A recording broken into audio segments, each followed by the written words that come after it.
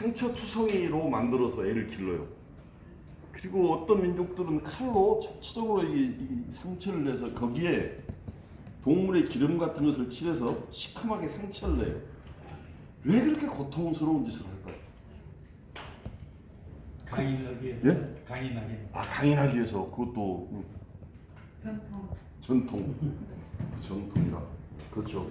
다 뭔가 이유는 있을 겁니다. 그런데 제가 시간이 많지 않아서 바로 제가 답을 드리는 방향 하겠습니다. 지금 보면 어처구니없는 짓이죠. 그런데 당시에는 반드시 필요한 행위였다는 겁니다. 그러니까 그 고통스러워도 한 거죠. 말하자면 이런 겁니다. 등에 온통 이렇게 그 바늘로 찔러 상처를 주는 민족은 자기들 민족이 악어의 후손이라고 생각했어요. 그래서 악어의 등처럼 만들어서 있게 하는, 하여간 우리들이 이해할 수 없지만 지금 현대인은 이해할 수 있지만 당시 사회에는 반드시 필요했기 때문에 그 행위를 했다는 겁니다. 우리는 좀 가야하고 신라의 경계가 애매하죠, 국경부터. 그런데 가야의 유물과 신라의 유물은 크다란 차이가 있는데, 납작 이마라고 해서 가야는 애가 태어나서 머리가 말랑말랑할 때 납작한 돌로 이마를 꽉 눌러서 며칠간 놔둬서 이마가 무너지기 위해서 이마가 납작해요. 그래서 유골을 보면 가야의 유골은 다 이마가 함몰돼 있어요. 내가 그 사랑하는 내 자식이 그 고통스러워하는데 거기에 대고 그렇게 누르고 있었다고 하는 것은 그만큼 치명적인 이유가 있을 거 아닙니까? 그것을 우리는 후대 사람들은 이해할 수 없지만 그것들을 전통이라고 이야기합니다. 그럼 바로 그 전통에 대해서 다시 한번 생각할 필요가 있어요. 그러면 예전부터 해온 것이니까 지금도 해야 된다고 하는 게 옳은 주장일까요? 아이들이 그렇게 고통스러워하는데 머리를 납작한 돌로 눌러서 납작하게 해야 될까요? 그렇죠. 바로 그것을 우리는 전통이라고 하고, 전통이라고 하는 그 시대와 상황에 맞춰서 언제든지 변화해 나간다는 사실입니다. 다만 우리의 정신, 우리의 계통을 주는 정신 문화 계통을 이해하기 위해서는 그것들을 현대에 맞게 변화 발전시키는 것이 옳을 겁니다. 아예 자르자라고 하는 것도 문제가 있을 겁니다. 저는 제주 와서 깜짝 놀랐던 게 앙크리 바크리 문화였습니다. 현대 사회인데 예전에는 앙크리 바크리가 탄생한 이유를 제가 알아봤더니 소위 먹거리가 부족하니까 부모에게서 부모의 밥상에 앉지만 않아도 부모에게 효도하는 일이 됐던 겁니다. 그렇죠. 예전에 먹을 것이 없으니까 부모가 차려놓은 밥상에 앉지만 않아도, 그러니까 앙크리 바크리를 해서 효도가 됐던 건데, 지금은 너무 많이 먹어서 살을 빼는데 뭐 돈들 엄청 쓰고 있죠. 지금 뭐 선전 보면 제 느낌인지 몰라도 거의 반은 살 빼는 약 선전하는 것 같아요. 그래서 이제는 그러면 없앨 것이냐? 그러지 말고 그 전통도 이렇게 저렇게 바꿔보자. 그래서 저는 그 앙크리 바크리 문화를 바꾸면 어떤 아름다운 모습으로 변할 수 있을 것이냐. 우리 아파트 문화 있죠? 아파트는 지금 전부 독채돼서 개인적으로 살고 옆집 인사도 않고 지내는데, 그렇게 하지 말고 복도식 아파트를 짓지 말고 계단식 아파트를 짓 때 계단을 중심으로 이쪽에는 32평짜리 아들이 사는 집, 바로 그 앞이 뻥 뚫어진 정면으로 3-4m 앞에 거기는 16평짜리 어머니 아버지 사는 집. 그래서 그것을 한 채로 인정받아서 아파트 이름도 앙크리 바크리. 그러면 자식들은 부모 모시는 거 덜어주고, 그 다음에 아이들도 엄마한테 혼날 것 같으면 할머니 하고 도망갑도 이거 좋고 해서 여러 가지, 아이들도 소위 엄마 아빠에게 배울 것도 있지만 아이들은 할머니 할아버지에게 배워야 할 것도 참으로 많습니다. 저도 공부한답시고 아이들을 가르치지 못했는데 저희 어머니 아버지께서 어떻게 애들을 단정히 특히 말하는 것에 대해서 어떻게 심하게 다뤘는지, 애들이 학교를 가면 선생님들이 예뻐해요. 말을 예쁘게 한다고. 그래서 할머니 할아버지가 가르쳐야 할 것도 있는 것 같아요. 그래서 그렇게 해서 아름답게 바꿔나간다면 참 좋은 일이 일어날 것 같다. 그래서 난 사실은 그게 별 문제가 아닌 것 같죠. 그런데 우리 생각해 볼까요? 그 제주에 있는 뿐만 아니라 전국적으로, 세계적으로 지금 미국에서도 지금 20만 명이 죽었죠. 네, 코로나 때문에. 사망자가 대부분 어디서 난 줄 아십니까? 가정 때문에 나는 거 아닙니다. 요양원에서 납니다. 요양원의 집단 시설에서 이렇게 사망자가 많이 나는 거죠. 이제 문제는 거기에 이제 흑인들이라는 사실이 큰 문제로 되고 있는데, 그래서 묻을 곳이 없어서 뭐 지금 난리 모양입니다. 뭘 흥미하냐면 관리 감독이 힘든 곳에 요양병원들이 존재한다는 거죠. 그래서 요양병원 그러면 노인을 위한 요양병원은 아주 먼 깊은 산속 사회와 동떨어진 곳에 방치한다는 거죠. 멀리 방치돼 있기 때문에 그 안에 그런 엄청난 일이 벌어짐에도 불구하고 방치돼 있다가 그 요양 전체가 다 사망하는 이런 어마어마한 일이 벌어진다는 거죠. 그래서 지금 세계적인 그 대부분 노인 정책은 노인을 버리는 일입니다. 멀리 방치해버리고 멀리 치우치고 귀퉁이 집에 여놓고 잊어버리는 것이, 그리고 마치 자식들도 그렇게 처리하는 것이 가장 옳은 것처럼 해오고 있는 것이 지금 일반적인 상황입니다. 제주도 거기서 제도 다양스럽게 중심가 제가 아라동에도 있고 중심가 저 구제주 가운데도 보면 그건 참으로 대형스러운 일입니다. 그런데 그럼에도 불구하고 나머지는 정 밖에 있죠. 그런데 만약에 안커리 바커리 아파트가 생겨서 그 부모님을 가까이서 모시게 되면 어떤 일이 벌어지냐면 바로 세계 최초로 노인 문제를 사회가 껴안는, 소위 그 부모와 자식의 문제에 있어서 최소한 자식이 개입할 수 있는 이런 세계적으로 최초로 이루어지는 정책이라는 겁니다. 여기 재미나는 게 하나 있는데, 원래 세계 3대 장수 지역이 있습니다. 세계 3대 장수 지역 중에서 어디가 들어가냐면요, 오키나와가 들어있었어요. 일본 오키나와가 장수 지역에 들어있어요. 오키나와 제주도는 참 비싼 점이 많이 있는데 그 중에 가장 비싼 게 제가 보기에는 고기국수입니다. 사실 여러분들은 고기국수, 저도 지금 고기국수 없어, 제 사위는 미국에서 내리자마자 비행기 내리자 아버지 고기국수 할 정도로 고기국수 좋아하는데 실제로 육지 사람들의 고기국수는 진짜 충격이었죠. 그런데 오키나와도 똑같이 그렇게 하더라고요. 고기를 불판은 보통 물은 100도에 끓죠. 불판은 700도까지 올라갑니다. 거기에다 고기를 놓으면 그 고기 속에 있는 화학 성분이 변합니다. 근데 100도로는 안 변합니다. 그래서 물에 끓이거나 찌는 것은 고기의 화학 성분이 변하잖아요. 여러분들 그 뭐 때문에 그런 이론이 나오냐면 고기 그 탄 부분 잘라내라고 이야기하죠. 그건 지금까지 밝혀진 바는 없지만 이미 화학적으로 그 타진 부분들은 화학적으로 변해 있다. 고기가 아니다 이미. 그것이 우리 몸에 오면 좋을 리가 없다 라고 하는 것이 그 사람의 생각이, 그래서 고기 탄 부분을 잘라내라 라고 이야기하는 겁니다. 지금 과학적인 근거 없어요 그것도. 그러나 다만 근데 소위 물에 찌거나 100도에서 있기 때문에 그것은 문제가 없을 것이다.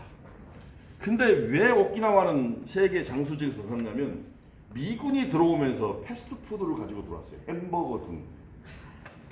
그래서 애들은 패스트푸드는 굉장히 입에 달잖아요. 거칠지 않았어요. 그래서 애들이 애기 때부터 그거 먹고 나서 몸이 비대해지고 그래서 장수 지역에서 탈락했는데, 하버드에서 다시 세계 장수 지역을 꼽다가 재미난 지역을 발견했는데 왜 그 일본이 문제 일으키면 꼭 한국이 대안으로 떠오르는지 몰라요. 바로 무진장이라고 전라북도에 가면 무진진안 장수 지역에 장수자가 많이 있다는 사실을 발견했어요. 그래서 하버드에서 연구를 했는데 연구 결과가 왜 거기는 장수 지역이 될 수 있을 것이냐. 여러분들 장수의 조건이 뭐 있을까요? 어떻게 뭐가 있어야 장수할 수 있을까요? 뭐가 있어야지. 어떻게 생각하십니까?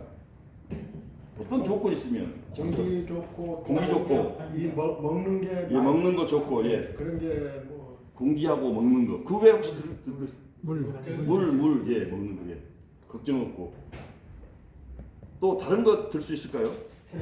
스트레스 안 받고 지금 이 두 분이 비슷하게 이분에서 해답이 약간 있는데 바로 뭐냐면 예전에는 우리는 먹거리라든가 또는 뭐 좋은 공기가 장수의 요건이라고들 생각해오고 당연히 그러려고 생각해 왔는데 최근의 연구에 의하면 바로 가족과의 친밀한 관계 그것이 가장 큰 장수의 요건, 소위 적극적인 서포트입니다. 가족들의 이것이 장수의 요건이 된다. 그래서 그 서포트라고 하는 결국은 뭡니까? 가족과 같이 살아야 된다는 거죠. 그래서 가족으로부터 적극적으로 보호받는 것 그 자체가 장수의 요건이 된다고 생각하고 있습니다. 그래서 자연적인 요건이 아니라 실제로 가족으로부터 보호받는 것 그래야만 좀 전에 이야기한 정신적으로 안정되고 스트레스가 적어져서 실질적으로 많이 이렇게 수명이 연장되는. 그래서 사실 무진진한 장수 쪽이 떠오르고 있습니다. 그것처럼 이제는 어떤 생각들이 점점 현대적으로 들어서 많이 변하고 있어요.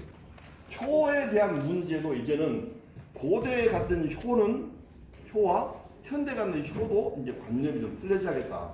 그래서 여러분들이 지금 원하는 것도 고대적인 관념의 효는 뭐고 현대적인 관념의 효는 뭔지에 대한 이야기를 막 득구화시켜요. 효라고 하는 것에 대해서 좀 알아볼 거예요, 먼저. 그래서 지금부터 그림을 그리겠습니다. 사람은 두 가지로 그립니다. 이렇게 그려지는 그림이 있고요. 고대 그 갑골에 보면 이렇게 그려진 사람이 있고 이렇게 그려진 사람이 있습니다. 그래서 그 깡패들이 어깨를 이렇게 하고 다니죠. 이것은 어깨가 근육이 많이 있어서 이렇게 하고 다닐까요? 아니면 겁주는 걸까요? 겁주는 겁니다. 닭들도 누구와 쌀 때 보면 털이 나죠. 목도리 도마뱀 같은 확 일어나 자기를 크게 보이고 사자의 갈기도 다 자기를 크게 보이게 하는 가식적인 거예요. 그래서 사람이 두 가지로 첫 번째는 사람이 이렇게 표시된대요.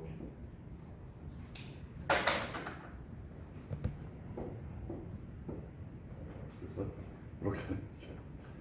그런데 크게 보이게 되면 탄생하는 게 바로 요 글자입니다.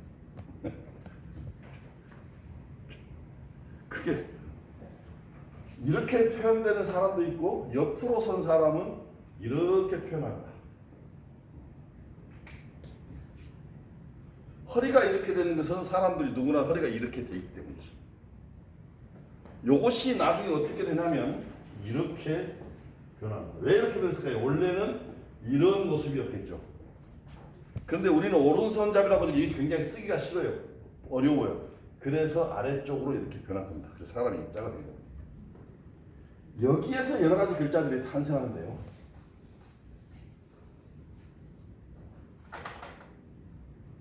여기서 보시면 이렇게 이런 글자가 갑골에 등장합니다. 갑골 문자에 짐작하시겠지만 이미 제가 앞에 사람 인자를 설명했으니까 대개 짐작이 가실 텐데 위에다가 뭔가를 장식한 것을 머리에 올리고 있고 손에다가 뭘 들고 있어요. 손에다 뭘 든 건 뭘까요? 지팡이. 그렇습니다. 지팡이입니다. 지팡이고 요거 위에 있는 것은 뭘까요? 여러분들 그 노자가 늙었다는 뜻뿐만이 아니고 장노 등등등에서 최고다, 장, 높다라는 그런 뜻으로도 사용되고 있었습니다. 노라고 하는 것이 늙었다는 뜻뿐이야. 그래서 이것들은 예전에 지금 네가 신분이 뭐냐? 그럼 요즘은 신분증 내놓죠. 근데 예전에는 그 신분증 제도가 없으니까 자기가 입고 있는 옷이라든가 관, 그다음에 내가 타는 수레의 규모 크기로 따져서 그 사람의 신분을 증명합니다. 그래서 그 노란색 옷을 입거나 자주색 옷을 입은 사람은 역적 모의의 의미가 있는 거예요. 왜냐하면 자주색 옷과 노란색 옷은 황제만 있고 왕만 입도 돼 있으니까 일반인이 그걸 입으면 안 됩니다. 제가 어디를 여행하다가 전라남도 구례에 가서 구례에 가니까 그 집이 150년 된 한옥이라고 구경을 하라 라고 했는데 그게 사람이 또 그날 마침 구경할 수 없어서 그 옆에 금환낙지라고 해서 비싼 집이 하나 있다고 거기를 갔더니 집을 보여주는 거예요. 그러면서 이 집도 150년 됐는데 제 집만 유명하고 우리 집은 유명치 않다. 그래서 내가 150년이면 이게 이미 일제 그 전에 뭐 이야기를 했는데 여기서 그 보고 내가 비웃었어요. 왜 비웃은 이유가 뭐냐면 일제 이전에 조선시대 때는 일반인이 짓지 못할 집 몇 가지가 있는데 기본적으로 둥그런 집 기둥을 가질 수 없어요. 하늘은 둥글고 땅은 네모나다고 했기 때문에 일반인들은 네모난 집의 기둥을 사용하되 둥그란 지붕은 관공소나 왕궁, 절 외에는 둥그런 지붕을 사용할 수 없어요. 두 번 처마도 벽처마를 할 수 없어요. 아무리 돈이 많아도. 그리고 어떤 사람이 아니면 동향의 난문을 낼 수도 없어요. 그리고 소수를 아무리 서인들은 돈이 많아도 소수를 된 문의 양쪽으로 나오는 문 하나 집 양쪽으로 열리는 문을 달 수 없는 여러 가지 조건들이 있어요. 그 중에서 그 집은 몇 가지를 병하고 세 가지 네 가지를 병하고 있었는데 첫 번째 기둥이 둥글었어요. 그 다음에 겹쳐막았어요. 그것은 일제시대 때부터 가능했던 공사 현장이기 때문에 그 오래된 집이 아니에요. 거짓말 하고 있는 거죠. 금방. 그처럼 다 예전부터 다 이렇게 그래서 조금만 눈을 뜨고 있으면 사람들이 공부하고 나면 사람들이 거짓말 다 보이죠. 그래서 비웃었더니 왜 비웃냐 그래서 설명을 해줬더니 자기도 그런 거 모르고 샀는데 나중에 저한테 이야기해요. 나중에 지어진 집이 원래 오래된 집인데 고쳤다고 하더라고. 그런다고 하더라고. 그걸 따질 것도 뭐 있어요. 그래서 고대는 상징으로 그래서 그걸 이야기하는 상징으로. 그래서 이게 상징이에요, 상징. 그래서 이게 나중에 어떻게 변하냐면 제가 제 이름 중에는 저는 임동춘입니다. 춘자에 갑골을 보면 이런 갑골이 있습니다. 이렇게 이건 풀이죠, 아시다시피. 풀이고 요것이 춘자입니다. 이 춘자는 나중에 어떻게 변하냐면 이렇게 변해서 이렇게 이런 식인데 나중에 요건 초두는 붙는 거 알고 계시죠? 두 개가 붙죠? 그래서 이렇게 변하죠. 초두는. 그 다음에 요것들은 나중에 어떻게 변하냐면 이렇게 변합니다. 요것이 직선화됩니다. 그리고 요 가운데에서 해거든요. 뜻이 뭐냐면 봄에 요 새싹이 나는 시절에 이건 해거든요. 해는 두 가지가 해라는 의미도 있지만 날씨 따뜻해진다, 빛이 난다 이런 뜻으로. 그래서 따뜻해지면 새싹이 나서 풀이 무성해지는 계절입니다. 그게 춘자입니다. 그런데 바로 요것은 바로 뭐냐면 콩나물이에요. 콩나물처럼 새싹을 의미합니다. 새싹. 막난 콩나물 생각나시죠? 요렇게 변하고 이렇게 되고 나면 요것이 나중에 요 일자는 요것이 나중에 이렇게 붙고 요것이 한 다음에 요렇게 된 다음에 요것이 직선화하면서 춘자로 탄생합니다. 이렇게 요런 글자가 이런 요것을 그래서 다르게 이야기하면 요것도 요렇게 가고 요렇게 펼치죠. 왜냐하면 고대에는 이 볼펜이 있었으면 그런 일이 없을 때 그들이 가지고 있는 필기 도구가 붓이에요. 요 붓이 불편하기 이를 데 없어요. 요렇게 왔다 이러고 뻑 나오고 직선은 그리기 힘들고 동그라미는 더욱 힘들고 해서 되도록이면 직선화 하려고 해요. 그 다음에 요것이 이렇게 요것은 나중에 이렇게 돼요. 그 다음에 요것이 나중에 어떻게 되냐면 바로 요렇게 되고 그 다음에 요렇게 된 다음에 요것이 요렇게 휘어진데 요거 휘어진 여기에 흑선이 있는데 요것은 이것에서 이렇게 변하고 화는 뭐냐면 나이가 들면 머리가 하얘진다. 그래서 변화한다. 화자인데 나중에 이 부분이 생략되고 여기에 붙어 있다. 라고 이야기해서 늙을 노자가 탄생한다. 그런데 나중에 이 글자에다가 이 부분 변화하는데 화자를 빼고서 여기다 자식을 집어넣는다. 자식. 그래서 소위 늙은 노인인 부모를 자식이 등에 업고 있는 모습을 그리고 있는 것이 바로 효로의 효자라고 지금 어문학에서 사람들이 설명하고 있습니다.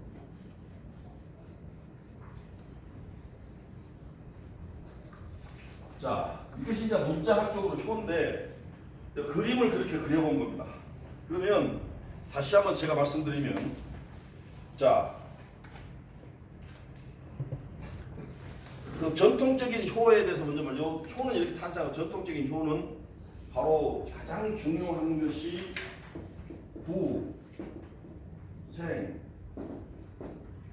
소위 부생 모육 지은 부생 모육 지은 때문에 부모가 여기 해석을 어떻게 하죠? 아버지 태어나게 아니고 어머니가 기르시다 이런 뜻입니까? 아버님 날 낳으시고 어머니가 날 기르시니 아버지가 날 낳았습니까? 생겼으니까. 그건데 사실은 참 잘못된 해석입니다. 그러면 제가 하나 묻겠습니다. 왜 동군 서주금은 동쪽으로 바쁘고 서쪽으로 뛰는 겁니까? 서쪽으로는 동쪽으로 바쁘고 서쪽으로는 서쪽. 동분서 그렇지 않죠? 동서로 분주죠. 그것을 그 수사법이라고 이야기합니다. 말하는 게 아니고 글로 쓸 때는 그것을 꾸미려고 해요. 그래서 이렇게 됐을 때는 동서로 분주를 한 자씩 띄어서 그걸 수사법이라고 해요. 그러면 다 보이시죠? 그래서 사실은 이 문장은 아버지 어머니 낳아서 길러주시고 이것이 옳은 해석입니다. 그런데 지금까지 왜 그렇게들 가르쳤는지 왔지만 제 생각에는 그 할아버지에게 그 할아버지부터 그 할아버지에게 그냥 한문 배우지 않고 그냥 글자만 배워서 그런 현상인 것 같습니다. 그래서 앞으로 가실 때는 어디 가실 때 자신 있게 아버지 어머니 낳아서 기르시고 그러면서 왜 그런데요? 그러면 동문서주는 그럼 어떻게 할래? 라고 이야기하면 그 명확합니다. 그래서 답은 그건 그 수사법이라고 문장을 꾸미려고 해서 우리도 말하는 것 달리 글자는 좀 고치어 쓰시죠. 편지 쓸 때 그냥 쓰시면 생각하면서 고치시잖아요. 그거 똑같다고 생각하시면 됩니다. 그래서 예전에는 어머님이 나를 낳아서 기르셨기 때문에 효도해야 된다.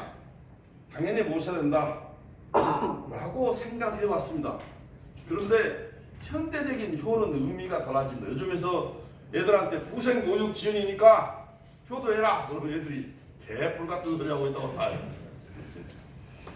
자, 그러면 현대적인 해에 대해서 이야기하겠습니다. 저는 고향이 전라도 아주 그 예전에 광주라고 하는 도시에 가려면 배를 2번 타고 버스를 타고 4시간 봐야 되는 시골에 살았습니다. 사실은 제가 대학까지 갔다는 사실 신기할 정도로 좋은 놈인데 그때 제가 들은 속담이 하나 있는데 그 속담이 뭐냐면 할아버지 원수를 손자가 갚는다. 할아버지 원수를 손자 나는 그 이야기를 듣고 야, 시골 노인 못 배운들 노인이라 참 속담도 싱거운 걸 알고 계시네. 할아버지 원수를 손자가 갚아. 그러니까 무슨 뜻이냐면 할아버지 둘이 A, B 할아버지가 있어 둘이 신나게 싸웠어. A 할아버지가 있고 B 할아버지가 둘이 싸운 거예요. 세월이 흘렀어. 그래갖고 이번에 A 다시 손자가 생기고 B 다시 손자가 생겼어. 그리고 또 싸웠어. 지난번에 B가 A를 이겼는데 이번에 A가 B를 이겼어. 그래서 할아버지 원수를 갚았다. 나는 그런 이야기인 줄 알았어. 그런데 그런 이야기가 아니에요. 내가 그 이야기를 듣는 순간 소름이 쫙 끼쳤어요. 와, 그렇게 무서운 뜻이. 그게 아니고 A라는 사람이 살아서 사는데 요 A라는 사람은 그 어떤 사람을 몰라 하여간 존재했어요. 거기에 B라고 하는 자식이 태어났고 이 B라는 자식도 얼마 후에 가서 C라는 자식을 떠났어요. 그래서 A, B, C의 관계는 할아버지, 아버지, 손자 관계가 이루어졌어요. 근데 이 자식인 B가 A에게 너희 새끼 너희들 쟤보다 나 태어났지 네가 나를 왜 태어나게 된 거야?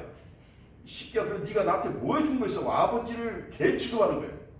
나이가 아버지가 늙어가면서 더 심하게 해서 A라고 하는 사람은 죽는 날까지 한스러운 세월을 보내면서 새끼라 죽이지도 못하고 하면서 세월을 보내다가 비참하게 죽었어요. 그런데 B도 인간이라고 장가를 가서 C라는 손자를 낳네. 그때 손자가 처음에는 아장아장하고 이쁜 짓 하더니 요놈이 중학교 고등학교 갈 때 바로 자기가 자기 아버지한테 했던 욕을 시작하면서 너희 새끼하고 덤비는 거예요. 그때 하늘에서 A라는 할아버지가 내려다보면서 어이구 새끼 속 시원하다 당해보니까 어찌냐. 이것이 바로 할아버지 원수를 손자가 갚은 거예요. 무섭죠? 이게 뭘 의미하십니까? 이게 엄청난 일인데요. 그 뉴질랜드 가면 강아지가 있고 일본 가면 일본 원숭이가 있어요. 근데 일본 원숭이 이야기 해드릴까요? 일본 원숭이는 원래 자연 속에 자라야 되는데 동물원에서 기르게 되잖아요. 그러면 그 자연에서 자랄 때 가지고 있던 그런 환경, 말하자면 그 어항 속에 잉어를 기르잖아요. 그래서 암잉어라고 순잉어를 기르면 암잉어가 세월이 지나서 알을 낳고 가면 뒤에 따라가는 순잉어가 알을 다 집어먹습니다. 왜냐하면 그 작은 공간에서 여러 마리에 살 수 없다는 사실을 이미 알고 동물적으로 안다고 본능적으로 알고 있는 거예요. 그래서 암놈이 알을 낳으면 수정을 하는 게 아니고 주워먹고 가요. 그래서 원숭이도 자연에서 기르지 못하고 동물에서 기르진 놈들은 이상 행동들을 벌여요. 자식을 버리거나 심지어 죽이기도 해요. 그래서 포육시라는 것이 있고 호랑이고 사자고 면밀히 살피고 있다 약간 이상한 행동 보이면 바로 분리시킵니다. 근데 문제는 그 부분들이죠. 인간이 기르면 자기가 자라면서 보고 사는 게 뭐예요? 인간이죠. 그래서 동일시합니다. 내가 그것이 탈무드 제일 먼저 나온 이야기하고 똑같은 이야기입니다. 탈무드 첫 장에 나오는 이야기입니다. A, B라고 하는 굴뚝 청소부가 있는데 한 사람은 청소하다가 굴뚝에 먼지가 묻어서 얼굴이 새까맣고 한 사람은 조심했는지 얼굴이 하우 괜찮아요. 집에 가서 어떤 놈이 세수를 하겠냐는 거예요. 깨끗한 사람은. 그렇죠. 깨끗한 사람이 하죠. 왜냐하면 상대 얼굴이 더럽거든. 아 나도 더럽구나. 그거 마찬가지입니다.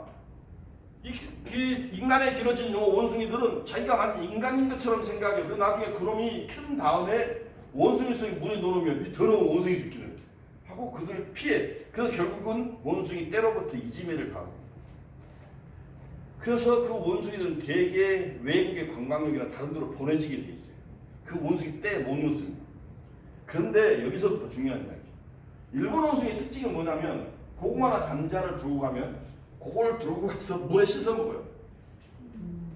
물에 씻어 먹는 지금도 그렇게 해요. 씻어 먹어요. 그래서 모든 사람들은 야 그거 부모한테 배운 것이지 뭐 라고 생각했는데 좀 전에 그처럼 부모와 살려고 인간에 의해서 길러진 그놈들도 거짓을 합니다. 부모한테 안 배웠어 그리고 뉴질랜드 까마귀는 여러분 병 속에 물을 요만큼만 남겨놓고 세워둬요. 까마귀가 아무리 해도 불이가 안 나도록 물을 쳐. 그러면 여기다 돌멩이를 집어여서 물이 올라오면 그 물을 먹습니다. 그것도 마찬가지로 부모에게 배우지 않아도 그 짓을 합니다. 과학자들은 그런 현상을 놓고 대단히 이상하다. 이게 무슨 일이야 이게? 라고 생각했습니다. 그러다 결국은 과학자들은 새로운 결론을 내릴 수밖에 없었습니다. 우리는 지금 누구 닮으셨죠? 부모님 누구 닮으셨죠?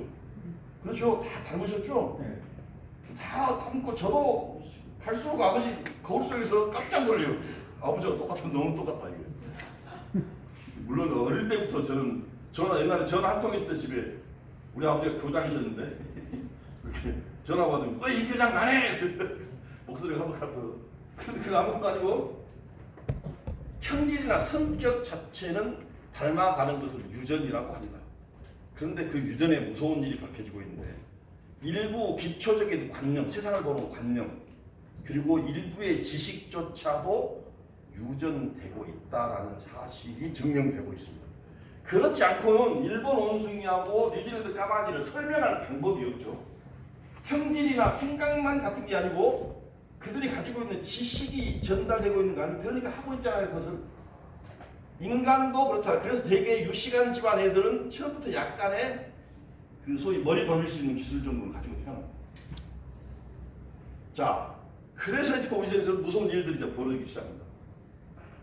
바로 그렇게 내가 그렇게 해서 바로 내 부모에게 함부로 하고 개판을 치면 나에게 난 그 자식들은 대부분 다 나와 부모의 그 관계처럼 나와 내 자식들의 관계도 그렇게 형성될 확률이 높습니다. 왜? 내 유전자를 받았기 때문에 그렇습니다. 그래서 아버지야 할아버지하고 여기서 말하면 A와 B의 관계 방식이 B와 C의 관계 방식을 확률이 높아지는 겁니다. 이게 죽을 일입니다. 그것을 우리는 속담으로 할아버지 원수를 손자가 갚는다고. 이제는 후생모육자 자신의 편안한 후세를 위해서 집안의 분위기 여러 가지 일단적 그것을 위해서라도 부모와 관계를 정상화시킬 필요는 이제는 자기의 삶과 관련된 문제로 생각해야 됩니다. 어머니 아버지 날 낳으셨기 때문에 아니라 삶과 관련된 그런 문제로서 효도에 대해서 생각해볼 단계가 온 것입니다. 그리고 제가 세 번째 마지막으로 철학적인 문제로 생각해봐요. 철학적인 문제. 철학적인 문제는 자 혹시 그 양궁 보신 적 있습니까? 양궁 보면 우리나라 여자들 양궁 정말 잘하죠. 남자가. 근데 그 양궁이 유행하니까 가끔 양궁을 슬로우 비디오로 찍어주죠. 그럼 혹시 양궁 그 화살 날아가는 모습 보셨습니까? 휘어져 가죠? 휘어져 가는데 여러분들에게 양궁 화살을 내가 한번 보여드릴 수 있으면 좋은데 그걸 보여드리기 못하면 아닙니다. 양궁 화살은 알루미늄으로 만들어져 있습니다. 휘어보면 휘어지지도 않습니다. 굉장히 단단합니다. 그럼에도 불구하고 그것을 화살로 쏘면 그것이 흔들거리면서 날아갑니다. 군대 갔다 오신 분은 알지만 군대 쏘는 총알 있죠. 총에는 강선이라고 하면서 일부러 총알을 흔들어 보냅니다. 남자분들 우리끼리니까 이야기합시다. 여러분들 귀 잠시만 막아주시면 오줌 쌀 때 이렇게 내려다보시면 오줌이 돌면서 나온다는 사실을 알 수 있습니다. 그냥 나오는 게 아닙니다. 그냥 나오면 요리들이 튀어서 발에 다 떨어질 수 있어요. 돌면서 나오면 앞으로 전진해서 발에 안 떨어집니다. 신이 그렇게 만들어졌어요. 그러면 이 오줌 안에도 다 강선이 다 들어있기 때문에 여성분들 안 들으셨죠? 자, 아이간 그 이야기 그처럼 이 세상의 모든 물건은 심지어 쇳도막조차도 앞으로 전진하기 위해서는 상하나 좌우로 흔들리지 않으면 전진할 수 없어요. 우리 삶도 마찬가지고 세상 모든 것 심지어는 배 12만, 15만 톤짜리 큰 길이 300m짜리 그 강철로 만든 배 있죠. 그것조차도 위에서 바라보면 뱀처럼 사행이라고 해요. 사행. 배가 이런 큰 배도 위에서 용골이라는 것을 중심으로 뱀처럼 휘어져 간다는 사실을 알 수 있습니다. 여러분들 고속철도 있죠. 고속철도에서 가장 최고의 기술은 뭔지 아십니까? 고속도로 철도도 시속 300으로 쫙 달리게 되면 자연스럽게 사행이 그것을 방금 사행이 나와야 돼. 그렇죠? 사행이 나와야 돼. 사행이. 뱀사자의 행동, 갈림자입니다. 사행이 나와야 되는데 사행이 계속 나오면 그 안에 탄 분들은 멀미가 나겠죠. 흔들리니까 계속. 그래서 그 사행동을 못하게 하는 기술이 고속철도 제일 고급 기술이에요. 고속을 못하게 하는 거. 그것을 잡는데 철도 기술이 다 들어가 있어요. 자, 그러면 흔들리면서도 이탈하지 않는 이유는 뭘까요? 날아가면서도 흔들리면서도 한쪽으로 가지 않아서 계속 한 발은 그것은 바로 가운데 메타센터라는 것을 중심으로 움직이기 때문에 메타센터는 그걸 무게 중심이라고 이야기합니다. 배가 이렇게 저렇게 하면서 바람에서 넘어지지 않는 것은 메타센터라는 것을 중심으로 그걸 중심으로 배가 흔들렸기 때문에 복원력이 생겨서 복원되기 때문에 뒤집어지지 않는 겁니다. 세월호에서 그것이 왜 무너졌느냐가 지금 세월호 문제의 가장 큰 관건입니다. 왜 메타센터가 무너져서 넘어진 다음에 복원되지 않았느냐. 그래서 갑판에 뭘 많이 실었을 것이다. 그럼 그것이 뭐냐? 뭐 강정동의 철골이다. 등등등 말이 많은 겁니다. 그래서 지금도 말을 안고 있으니까 메타센터. 근데 오늘날 현대에 있는 많은 사람들은 이 메타센터가 무엇이다? 사람의 행동에 어차피 우리도 흔들리면서 살아. 그렇죠? 주식도 떨어지기도 하고 마누라가 어느 날 바가지에서 기분도 나쁘기도 하고 땅값도 떨어지기도 하고 누구한테 사기당하게 하고 항상 올라갔다 내려갔다 하는데 흔들리지 않고 좌초되지 않고 복원되면서 한 삶을 살아가는데 중요한 메타센터. 삶에서 그걸 뭘로 삼을 것이냐? 지금 많은 사람들은 그것을 돈으로 삼고 있다. 돈이면 무슨 짓인지 할 수 있다. 돈이면. 그것을 메타센터로 해요. 그 돈이라고 하는 것이 중심이 되면 사람들이 어떻게 되어 있는지 뻔하죠. 돈이 중심 때문에. 그래서 나는 현대의 가장 중요한 새로운 메타센터가 등장할 필요가 있다. 저는 그것을 뭘로 보고 있냐면 효로 보고 있습니다.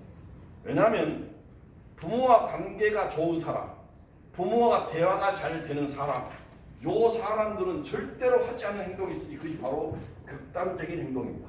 죽어버리거나 누구를 칼로 찔러버리거나 마약을 하거나 해서 반사회적인 행동을 하지 않습니다. 부모와 관계가 좋은 사람은 절대로. 심지어는 공무원의 경우는 청렴하기까지 합니다.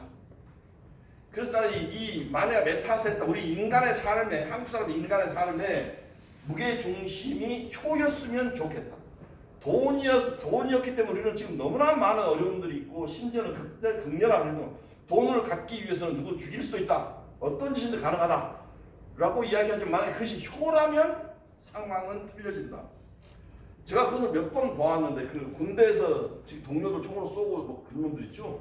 나중에 자기 부모 만나고 싶다고 왜 찝찝 짜고 하죠. 애기 때는 부모 벗어난다고 소리 지르고 하던 놈들이 그 자기 부모 만나면 그때서 울고 짜고 지랄하죠. 그런데 만약 그것이 젊었을 때 애 때부터 부모와 관계가 좋았으면 거기까지 갔을 것이냐? 저는 그렇지 않다고. 왜? 그것이 메타센터이기 때문에 극단적인 행동하기 직전에 복원될 수 있는 거예요. 그래서 현대력의 효운동이라고 하는 것은 우리 인간의 삶을 현대인들 살려내는 한국 사회의 새로운 질서를 잡아가는 데 가장 중요한 것. 저는 생각. 그러면 이 사회에 어떤 일이 벌어지냐면 나이 드신 분들의 현명함, 사회생활과 소위 새로운 세대들이 갖는 그 아이디어가 섞여서 좋은. 여기서 하나만 말씀드리겠습니다. 나이 든 사람들을 젊은 애들은 꼰대라고 이야기합니다. 꼰대가 여러분들 하대하는 말을 알고 있죠? 그러면 노인들에게 전부 다 꼰대라고 이야기하느냐? 그렇지 않다는 겁니다. 그러면 꼰대의 정의가 필요하죠. 뭐가 꼰대일까요? 꼰대. 별로 안 좋은 의미는 알겠죠? 시간이 많이 없어요. 이것도 그냥 지금 답을 드리겠습니다. 이런 겁니다. 젊은하고 좀 대화를 합니다. 이렇게 한대요. 아니야 임마, 너는 입을 다듬어 이 새끼야. 너 살아봤어? 내가 젊었을 때 해보고 다 해보니까 너는 틀렸어. 내가 맞는 거야. 입담으로. 너는 해보지도 않는 놈이 무슨 소리 하고 있어? 라고 입을 다물게 하는 사람을 꼰대라고 이야기합니다. 왜냐하면 사람마다 경험이 틀리고 이미 시대가 이미 다른 곳으로 흘러갔음에도 불구하고 고대에 자기가 겪었던 그 일로 세상의 모든 잣대를 잡는 겁니다.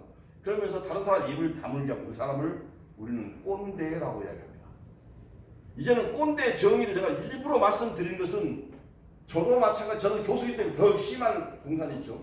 그래서 그런 소리 하지 말고 아이들과 대면에 있어서 내가 해봤어! 너는 해보지도 않는 놈이 말이 많아! 라고 입을 막고 그들 돌려 세우는 행위는 조심하셔야 됩니다. 거의 꼰대의 전형적인 행위입니다. 세월은 다들, 특히 여러분들 보세요. 얼마나 들리냐면 요즘 젊은 애들은 일본 사람들을 우습게 봅니다. 그런데 일제시대를 경험한 많은 분들은 일본 이야기만 해도 경기합니다. 일본이 동학난 때 1893년 우금치 전투에서 동학군 3만 명이 덤벼들었죠. 15,000명이 게링턴이라고 하는 기관총이 옛날에 호시 돌아가면서 나온 그거 3개에 의해서 15,000명이 죽었습니다.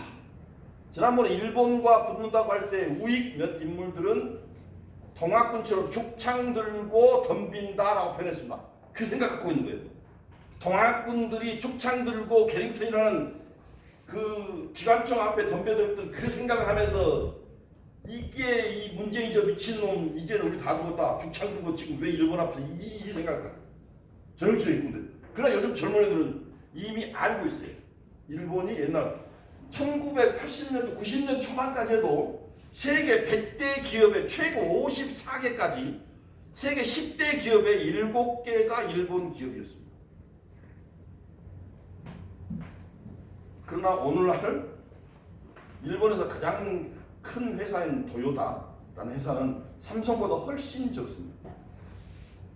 그리고 디스플레이라고 하는 우리나라에서 LG 디스플레이인데 재팬 디스플레이라고 NEC하고 여러 개의 디스플레이를 만드는 공장이 전부 합쳐서 재팬 디스플레이라는 공장을 만들었는데 LG 디스플레이 때문에 망해가서 지금 적자가 매해 조 단위로 나고 있습니다. 그래서 옛날에 우리가 가졌던 그런 경험이 전부가 아니라는 겁니다. 세상은 무지무지하게 들어가고 있고 처음에 우리들은 기성세대들은 일본이 수출하지 않으면 오 큰일 났다. 우리나라는 이제 바로 망했구나. 신문에 난리 났죠. 지금 보시면 오히려 당하고 있는 쪽이 누굽니까? 일본입니다. 지금. 왜냐하면 우리나라가 우리는 지금 무엇을 그걸 모르고 있냐면 우리나라가 할 수 있어요. 그런데 그쪽이 싸게 오래전부터 했기 때문에 싸고 품질 좋은 게 나와요. 그러니까 우리가 그래서 할 필요가 없었던 거죠. 그런데 이렇게 된 바에는 품질이 덜 좋고 약간 비싸더라도 이제는 우리 나름대로 기본적인 것은 갖춰야 되겠구나 라는 생각. 옛날부터 그런 생각이 있어요. 쌀이죠. 쌀은 지금 중국에 비해서 한국이 4배가 비쌉니다. 그럼 우리는 비교해서 저쪽에서 쌀 사다 먹어보지 쌀 그렇게 비싸게 살 필요도 없잖아요. 근데 왜 새로 생산하게 하는 겁니까?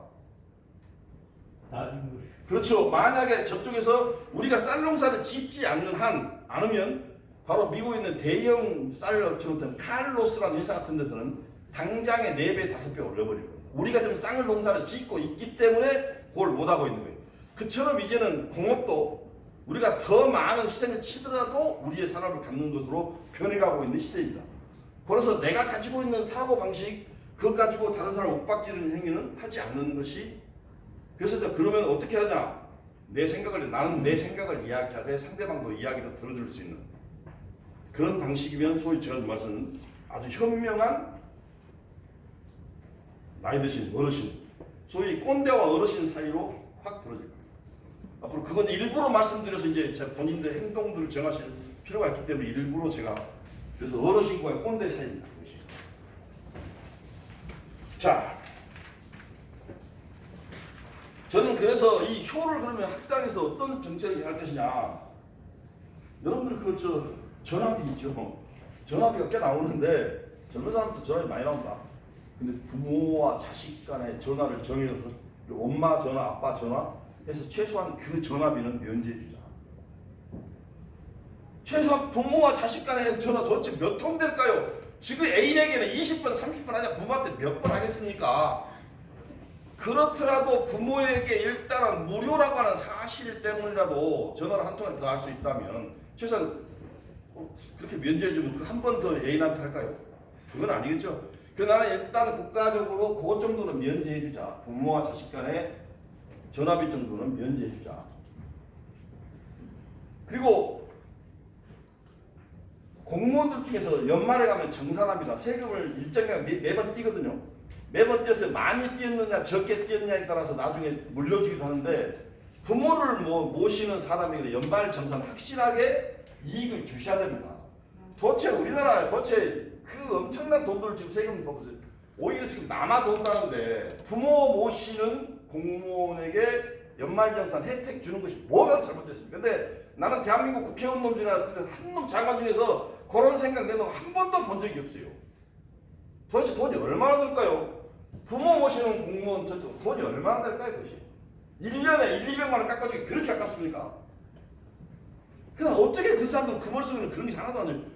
대한민국 공부하는 체제가 잘못됐다는 느낌이 들어요. 그거 어려운 생각 아니거든요. 공무원들이요 연말정산 200만 원 덜 받으면 할렐루야예요 그냥. 지금 공무원에서 당신들 내 신이요 그냥 200만 원 덜. 왜 공무원들 200만 원이면 한 달 월급인데? 그리고 좀 전에 말씀드린 앙커리 바커리 중에서 다세대 주택에 그것을 산 사람은 부모님을 모실 때는 면세, 취득세 면세. 왜? 내가 부모님을 모실 건데. 도대체 그 돈이 대한민국에 들어온 세금 걷어갈 돈이 몇 푼 되겠습니까? 그 정도는 면제를 해줘야 된다. 그리고 실천적인 효행 관련 연수 같은 것들은 면제해주고 학생들에게 그것들은 소위 그런 연수 같은 것들은 공짜로 해주고 아주 고급 시설도 공짜로 해서 소위 부모와 관계를 정립시킬 필요가 있다. 저는 그런 생각 해봤어요. 여기 코너에다가 하루 내에 세워놓고 아이들을 노는 모습들을 지켜보게 하면 어떨까? 그래서 그러면 최소한 아이들을 내 친구를 폭행하고 작살내는 일은 없을 것이다. 하루 내에 코너에서 친구들 노는 모습. 그리고 부모와 관계를 정립하기 위해서 부모는 다만 내 학비를 내는 존재가 아니고 나의 부모라는 사실. 그래서 그것들을 관계를 정립할 수 있는 그런 학교적 프로그램이 반드시 필요하다. 지금 현재 학부모들은 다만 학교 교육을 돕는 사람일 뿐이지 학생들과 부모의 정립, 관계를 정립할 수 있는 행사나 그 외에 돈 행사, 그 다음에 돈 들이는 게 하나도 없어요. 학부모들은 다만 학교를 운영을 돕는 그렇지 실제로 학생과 학부모의 관계를 정립하는 프로그램이 하나도 없습니다. 대단히 안타까운 일입니다. 프로그램 만들면 얼마든지 가능하다고 봅니다. 그리고 1, 2학년 때는 공부 안 가르치고 있습니다. 인성, 부모와 관계, 친구와 관계, 나라라고 하는 그 교통질서. 얼마 전에 제가 운전하고서 여기 앞에 보도 횡단보도 앞에 딱 세우고 기다리고 있는데 꼬맹이 세 놈이 있어요. 정알거리고 나오는데 너무 귀엽고 깨끗하고 차 문 열고 나가서 뽀뽀 한번 해주고 돌아오고 싶을 정도로 귀여운 아이들이 있어요. 근데 그 애들이 한 놈이 딱 주머니 속에서 껌을 꺼내더니 탁 씹고 껍데기를 너무 자연스럽게 버리는 거예요. 그 귀여운 애들이. 우리는 지금도 공부시키면서 실제로 이 사회에 지켜야 할 기본 질서에 대해서 일체 학교에서는 포기해. 그러면서 어떤 짓을 하냐면 여러분들 부모님들께도 그런 주변 사람 이야기가 된다. 집에서 그 따위로 자식들을 전혀 통지 않고 개로 만든 다음에 학교로 보내놓고 인간으로 만들어 달래. 집에서 자기 새끼를 개로 만들어 놓고 학교 보내놓고 인간으로 만들어 달래. 그것이 가능합니다. 지금 부모도 못하는데. 학교에서는 더 지랄이죠. 아닙니다. 기본적으로 집안에서 교육이 이루어진 다음에 학교 교육이 가능합니다. 그것이 안 돼서 학교 교육도 안 되고 집도 안 되고 공부만 잘해서 공부 잘한 인간들이 그 사회에 이바지한다고 생각하십니까? 그런 사람들은 어림없습니다. 자기 주머니 밑에 국민들을 못한 놈들을 인간으로 여기지도 않습니다. 아마 개처럼 보이죠. 개처럼. 그래서 백성들은 개 돼지 라는 말이 자연스럽게 나옵니다. 자기는 그 말을 영화에서 뽐 따서 했다고 그렇게 이야기하면 그 행정관, 교육 행정관 그렇게 이야기하지만 중요한 것은 그 말을 했다는 행위가 아니고 공무원들 사이에서 소위 고공무원들 사이에서 국민들은 개 돼지라는 말을 하고 일반화되어 있다는 사실이 무서운 겁니다. 바로 부모와 관계가 설립되지 않은 그런 사람들이 하는 전형적인 행동들이에요. 개 돼지. 개 돼지가 무슨 뜻인지 알죠? 밥만 먹여주면 정치가 나발에 관심 없으니까 밥만 먹여줘라는 뜻입니다. 그럼 우리들은 정치 마음대로 할 수 있고 우리가 얼마든지 누리고 살 수 있어 라는 그런 뜻입니다. 자, 우선 여기까지 해서 여러분들 좀 쉬시도록 한 10분 동안 쉬시고 다시 만나도록 잠시 후에 뵙겠습니다.